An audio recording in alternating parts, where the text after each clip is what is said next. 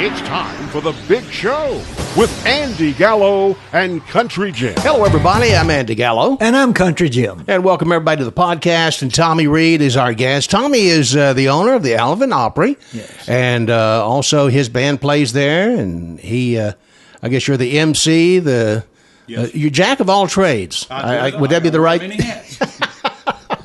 Well, welcome. We appreciate you being here, man. Honored to be here. You bet. And I just want to talk a little bit about, man. I saw your bio. You were showing us that a while ago, and of course, CJ he knows you from years back, Absolutely. And this first time I've met you.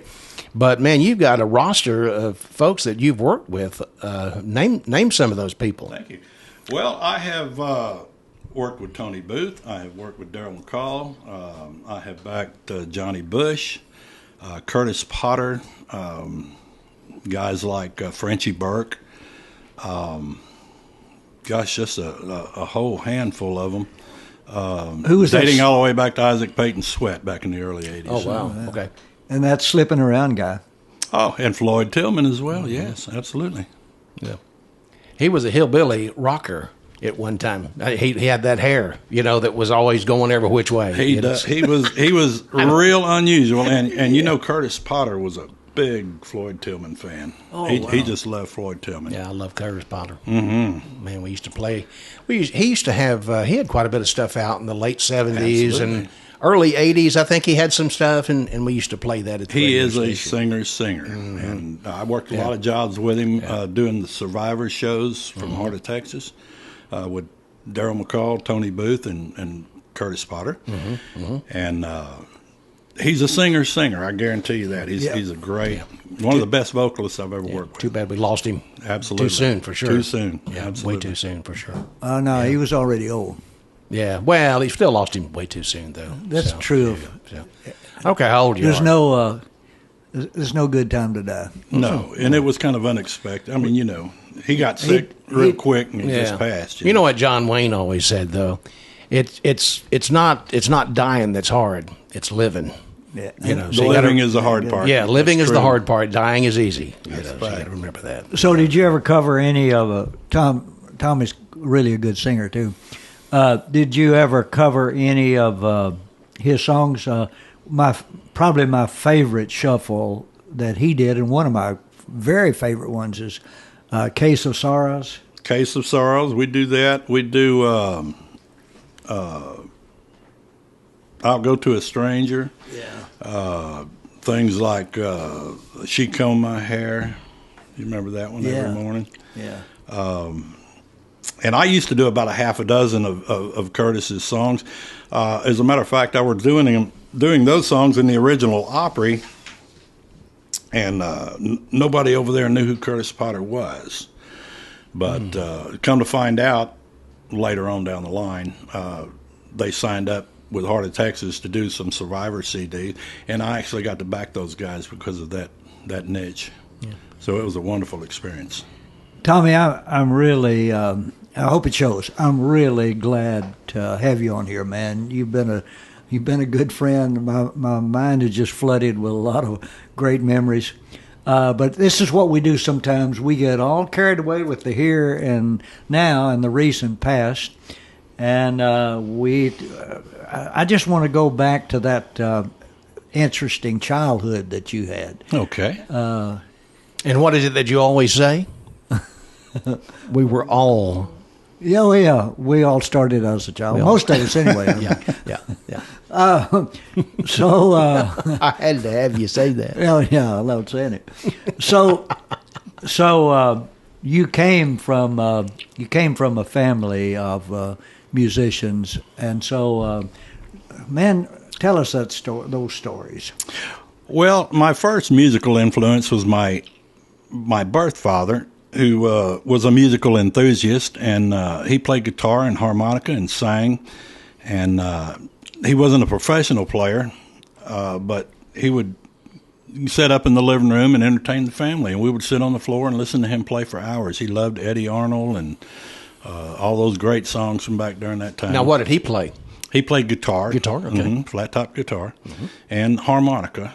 So, I mean, to us, it was amazing because we were 5, 6 years old, and we were sitting on the floor and we're, hearing this. It sounded like a band, with him blowing harmonica and everything. Okay, so that was the first influence. And later on, my mom remarried, and she remarried to another musician who was a steel guitar player. His name was Louis Fonarat. And so Louis was my stepdad most of my life, from the time I was 5 or 6, 7 years old. And Louis was a great player. When he was a kid, one of the first, he answered an ad in a local newspaper where he lived over in Louisiana, and it was from Hoyle Nix over in West Texas, and he was looking for a steel player. So my dad responded to the ad, and Hoyle said, well, look, if you're interested in auditioning, I'll send you a bus ticket, and you can come on out here to West Texas. I'll put you up in a hotel room. We can audition, see what you can do, and we'll go from there. So Louis was 15 years old. He just, brought his steel guitar down to the bus station, jumped on that bus, and headed out to West Texas. Well, when he got there, he loved to play Western swing stuff. And so he knew already some of the songs that Hoyle Nix was going to play. So he played those, and he played them just like the record, like he had learned them. And Hoyle Nix hired him right there on the spot. So Louis never came back to Louisiana from that point. He stayed over there, and he was with Hoyle actually when Jody Nix was born. And he actually played with Hoyle Nix the very first night in the Stampede Ballroom out there in West Texas. So which is he was part of that original band. Mm-hmm. He had gone back maybe 5, 6, 7 years ago. Jody came to the Opry and invited him to come back to West Texas to the Stampede and play. They were doing a show over there. And my mom and dad went over there. He brought in a guy from a local newspaper, and they wrote up a big article, real nice thing on him, about the history of the Stampede Ballroom. And my dad working there had a bunch of pictures in it and things like that. It was a real nice keepsake. But, yeah, that's where he came from. And later on, he moved back to Louisiana after the 5, 6, 7 years with Hoyle Nix. He went to work with Doug Kershaw, and he worked with Rusty and Doug. They went to Nashville, did some session work over there, and came back. He worked around Louisiana for a number of years. And eventually, he had a roofing company that they ran, him and his brothers. My mother went to work for him as a secretary. And when Hurricane Carla came through, his thing was he wanted to move to Houston because there was a lot of work. So we all packed up, and to Houston we came. So that was in 1960, and we've been here ever since. Now, you started playing. Was that something that it was your stepdad and your mom said, well, you need to pick up an instrument. If you're going to be a part of this family, this is what you got to do. Or is that something you just wanted to do? Well, my mother was a drummer, and almost nobody knows that. My mother played drums for years and years, and her and Louis teamed up with a guy named Carl Ball. I don't know if you remember him from back in the 60s, but he was a local talent. Had a pretty good name. He had some records out as well. Was that Utah Carl? No, it wasn't Utah Carl. It was not saying. No, okay. It was Carl Ball. Okay. And he came over to the house one weekend. We were having a family barbecue, and Carl Ball and his wife came over. Well, my uncle, actually I started out playing drums, but my uncle played some bass guitar, or he had a bass guitar. He actually played guitar, but he wanted to learn how to play the bass. So he had the guitar. He left it over at the house one time, and so I had picked it up and started fooling around on it, and I liked it. So he wrote out a thing on a piece of paper, like the neck of a guitar with the strings on it, and where you put your fingers and stuff to make chords and stuff. And so that's the way I actually learned how to play. Well, anyway, Carl Ball had come over to the house for the weekend. We had a barbecue out back, and we were doing a little jam session. And my dad said, well, go get your little bass rig, and see if you can follow some of it. Mm-hmm. So I went and picked it out and did it. And actually, they hired me into the band right then. So I was working with my mom and my dad, and with Carl Ball. Mm-hmm. So wow. And how old were you? I was 14 when 14, I started. okay. 14 years old. And you've been playing ever since? Been playing ever since. Wow. good. Okay, so after you left that band, then what next? Well, after that, I went through school and got out of school. My dad, Pasadena High? Southeastern High School, Oh, Southeastern. and graduated in '73. We started our own band. Well, actually, no. The first thing we did was we went to work with Lloyd Ashley. You remember a guy named Lloyd Ashley? Okay, well, we went to work with Lloyd Ashley. His band was named LA Express, and after that, then we decided, well, we don't want to work for these other guys because it's too hard to stay busy if you do that. What we need to do is get our own band together, and we formed the Texas Express Band back then, and that was probably in '78, and that's what we've been doing ever since then. Yeah, maybe one of the longest running bands in the whole area. We have been busy. We have worked over the years. Been real fortunate. And your son's in the band on drums? Oh, absolutely, yeah. He grew up, and he was, I was doing a thing with Dale Watson, and Dale had come over to the house, and we were rehearsing, and Matthew... I love how you said that. Dale Watson came over to the house.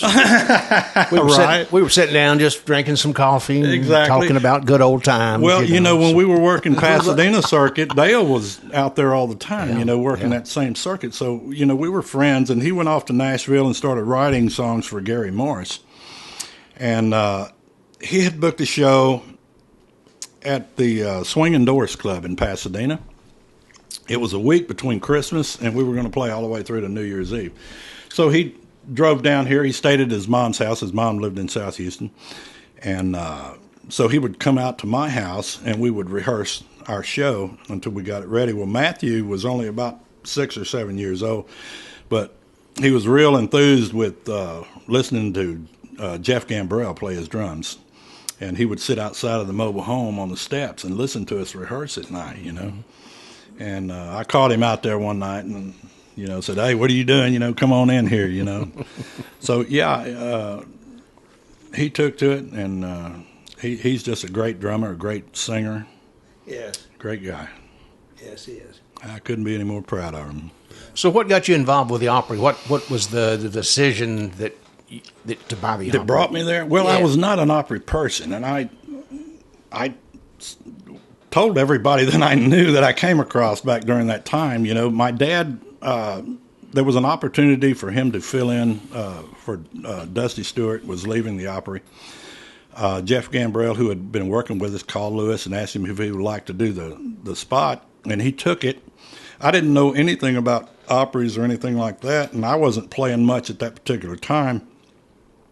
But I would go in and do some guest singing, just go in and sing with them, that kind of thing. And so that's the way I got involved. Later on, Tony Booth was playing bass at the original Opry. And every once in a while, Tony would have to go out of town. So they knew me. So whenever Tony went out of town, then he asked if I would come in and play, in his place. And that's kind of how I got affiliated with him. And then, through the next several years, Tony had to leave out more and more and more. And I was playing more and more there. So that's really the way I got affiliated with the Opry scene itself, because I had never played an Opry before that. Right. Now, when did all that happen, the Opry? When did you take possession of that? Oh, gosh, let's see. I took possession about 3 years ago. They ran for probably 20-some-odd years at the original Opry House. It was Gene and Sue Hofford were the owners over there, and they did a great job with that Opry for many, many, many years. Yeah. And just really good people. The Opry House, they took an actual residence and tore out the walls and made a nice auditorium in there. Made a nice auditorium room. It had, what do you call that, cathedral seating or however you, theater seating in there. It was a really nice venue. Really, really popular. We'd go by there at nights when we were going to our jobs, and the people would just be lined up down the street trying to get in there. So we knew they had something going on, but we didn't know exactly what it was, but come to find out that's what it was. Yeah. So the Opry went down probably 6 or 7 years ago, and we took back to our band on our road jobs, and about well, in between time, I had gone to work with Tony Booth. I opened for him for 15 years. But I was sitting there on Sunday morning. What year was that on the Tony Booth? What year was that? I started with Tony Booth in about 2005. Okay. He signed with Heart of Texas, I don't know, 2006, 2007. Mm-hmm. I think Justin Trevino had come down as a guest artist not long after Bobby Flores had come in as well. So Tracy Pitcock got word that Tony was at the Opry, and Tracy was interested in possibly signing Tony, and he came down and talked to him. And it kind of mushroomed from there. It kind of swelled up, and he signed with Heart of Texas, and from there on we were doing road shows all over the state and opening up with some great other artists. They did a CD, a Survivor CD, with him and Tony Booth, Darryl McCall, and Curtis Potter. Yeah. So I got to play a lot of those jobs as well. So now, did they come over for supper too, or was that just No, they didn't do that. But I tell you what, everywhere we went, we were looking for free food.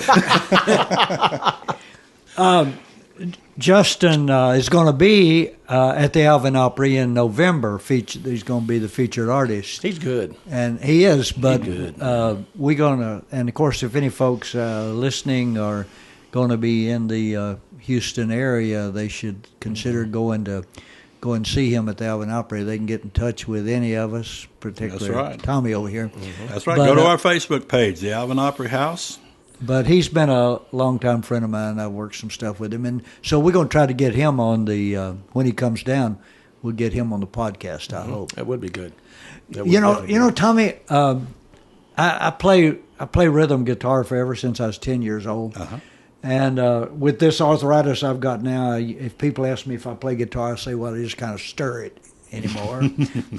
But the thing about a bass player is, you see, I use a pick on my right hand playing rhythm guitar. Mm-hmm. Yep. But now, see, I think of a bass player using his fingers on his right hand to make the notes. Did you ever hear of a bass player using a pick to play? I have used a pick a lot. I started out playing with my fingers and stuff, but I started getting some arthritis developed in my fingers, and my fingers would get sore on my right hand. Yeah. So I did start playing with a pick, and it was my whole style was a little bit unorthodox because when I learned how to play, you didn't have all the technology that they have today. You didn't have the videos and the music that you could repeat and run back and forth. You had to listen to the radio. You hear a song that you like. You started to learn how to play it. It went off in 3 minutes, and you had to wait another 3 or 4 hours for that thing to play again, where you could pick up where you left off. Yeah. And that's kind of the way we gathered material back in that day. Use a thumb pick or just a... just a regular... Just a regular pick? Okay. Yeah, just a regular old pick, nylon pick is what I use. Mm-hmm. He does a great job. Yeah. I dare say that, the gigs he's played with me, he just jumps up there, gets in tune, and off we go. I don't remember us ever having a rehearsal, do you? We never did. No, we didn't. But that's it. He can talk about... Hey, it probably showed. He talked about being self-taught, but he's being in demand as much as he's been, and playing with the... You don't play with those kind of top-shelf folks unless you know what you're doing and can really do a good job. We've had quite a few people on the podcast, and surprisingly, a lot of them will tell you, I don't read music. Do you read music? No, I don't. Yeah. I play strictly by ear. I was about to say, we had, who was it we had on the other day, I guess it was, they were talking about that. Can't remember now, but we've had several folks that have said, no, don't read music. Don't read music, yeah. Yep. Yeah. We were just old country boys, and just pick it up and run with it. Just pick it up, yeah. We just started playing, and it felt good, and we just kept on doing it and learned through the years as we went along, and it got me to where I am now. If that's a good spot, I don't know. I was just sitting here thinking about all of the artists and all the bands, And I have trouble thinking of anybody that I've known who was classically trained, or I guess maybe some fiddle players. My daughter Leslie. Leslie was classically trained, right? Is that right? Okay. Yeah. But just your steel players, guitar players, bass players. Mm-hmm. Yeah. Just play for their own amazement. Right. Absolutely. Like your grandson. He's Like my grandson. picked up the steel and just, He ran with it. golly, it's crazy. Well, coming up at the Opry, who do we, anybody, of course, Trevino's going to be there real soon, I guess. Justin Trevino's going in there. We've had a lot of the big names around Texas. We've had Tony Booth come in. We've had Bobby Flores come in. We've had Billy Mata come in. Dennis Stromat from the Midwest Opry up in Illinois came down and was on the show. Brian Collins a number of times. So we've had a number of guests that come in. But we've got Justin Trevino coming in September. I thought you And said that's gonna be- November. I'm sorry, in November. You're right. Yeah. And that's going to be a great show. So we've got advance tickets on sale for that. You can go to Alvin Opry House on Facebook, and you can get all the information how you can buy tickets and get reservations.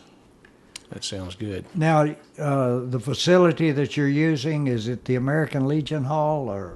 It is. We when we first started back with the Opry, we tried the old Opry House, and we had a couple shows in there. As a matter of fact, I think he was a feature on the second one that we did in there. I think that's right. And then we moved over to the American Legion Hall. We partnered up with the people at the American Legion and a bunch of really, really fine veterans over there, and we love our relationship with them. They support us, and we've got a nice big hall. It seats 300 people. Got a huge dance floor. And So y'all do dance? It's like a dance hall. Okay. It's a dance hall Opry. Because a lot of Opries are just you sit down and you listen. Right. We have You know. table seating. We have a concession area that's catered with barbecue, and so you can come and you can have dinner and have drinks. We got a sweet spot that have all sorts of desserts and stuff. Like I say, and table seating. So it's a great facility, and we've had a lot of fun since we've moved into that facility. They support us greatly. See, I don't think we mentioned now you grew up. Did we mention that a while ago? I guess in Louisiana, right? I grew up in Louisiana until I was about 7 or 8 years old. Okay, yeah, and then we moved over to Houston because of Hurricane Carla back in 1960. I've just got a brain thing going on here. I'm trying to remember what we did there. But Right. well, that's interesting. Now you play bass, but anything else? No, I just play bass, and I've had my band. Gosh, I don't know. 40 years? I can't remember. It's been too long. Now, do you still occasionally go on the road or do something? Oh, yeah, we do. We play around at some different spots. Right now, we're at a real premier nightclub over in Brazoria. It's called Cooter Brown's. It's probably one of the finest saloons and dance halls in Brazoria County, and they've been supporting us, and we're real fortunate to be tied in with those folks. Now, the Opry is what, on Saturday nights? The Opry is on Friday night. Friday night, okay. The second Friday of every month. Oh, okay. Okay. So it's not every weekend. Okay. It's not every weekend. It's one time a month, the second Friday. Okay. Yeah. Our doors open at 6. Show starts at 7. Runs till about 10 o'clock. So it's an early out. People get home early. And Well, when you got gray hair, you know how that's it. You want to get home quick. You got to get to the bed. That's it. You can't stay up too late, you know. We mentioned your son Matt playing drums, Uh-huh. but I think one of our mutual dear friends, does Robin Mims play steel for you a lot? Yes, he does. Robin Mims plays steel. I've used Richard Wolf a number of times. Great guitar player. Yes, singer. Great too. singer. Just phenomenal. Yeah. And I used Keith Juno on fiddle. Yes. And We're hoping to have him on the podcast soon. He has a phenomenal story. he does. He's great. He does have a fantastic story. Yeah. Up until about a week ago, I had Jim Black in the band. He was playing piano for me.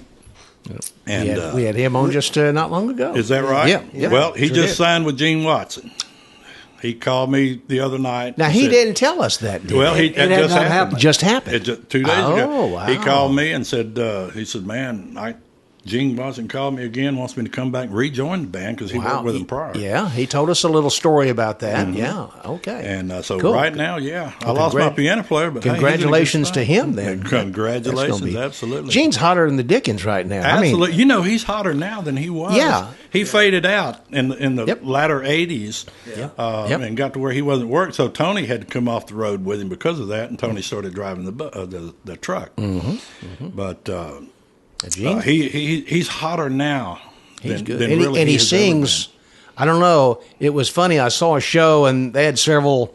This is probably an older show, but they had several artists sitting down, and I think Ralph Emery. It was a Ralph Emery thing, which has been a long time ago. But and they were talking, and so they was asking Gene to sing. And of course, he did "Farewell Party," sitting down. Okay, and everybody else would stand up when they would sing, but so they could get that diaphragm moving and get everything. And everybody's just looking at Gene going, good grief. You know? I know it. He's just so good. I saw Ray Price do the same thing. Ray Price isn't that crazy? Came out, he sat down, and just sang like he was 40 years old again. Man. Just fantastic. You know, he does that in the key of E, Farewell Party. Does it in the key of E and then modulates to F and then sings that long tag on the end. And on that show you're talking about, and of course he did it sitting down. And because Larry Gatlin was on that show too, and of course Larry made the comment, what the heck? You know, I had to stand up just to get going good here. And Larry is phenomenal. He is. He's good, yeah. So that was a good deal.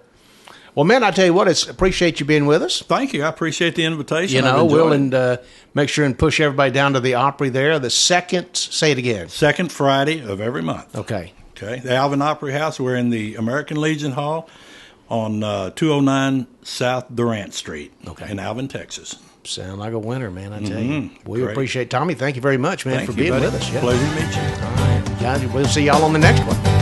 Adios. Thanks for listening to The Big Show with Andy Gallo and Country Jim. This has been a Unicap Media presentation.